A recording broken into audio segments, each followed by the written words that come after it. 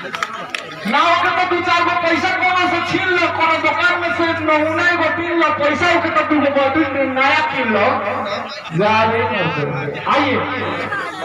ए ज्यादा नहीं सर। सर राउंड बात रखे खातिर 2 गो से एक आध 2 गो हम से ही करा लियो, हम से भेज दी सरकार के बा कलाकार क्यों बा काका ए काका पहिने गो माने हम 3 गोड़ा बानी सर तो 3 गोड़ा के कलाकार और भी बाहर सिंगल कारा बाटे है ना नहीं तो तू ये अच्छा ए महाराज वही तरह से हम पता नहीं क्यों हमरा के हम नहीं पैसा का और ज्यादा हमें आओ लोग हेलो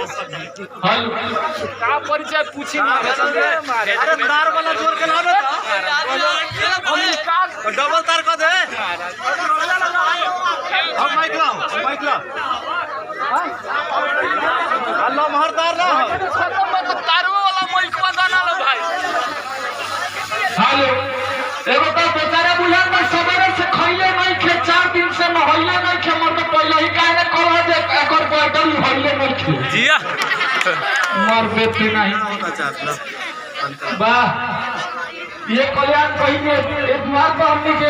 प्रोग्राम करले रहली जा जमा में हम नहीं आए रह चालू कोई मिनट के पहले अरे वो चालू है मतलब सपारे अंदर के रोग पड़ी थी का हेलो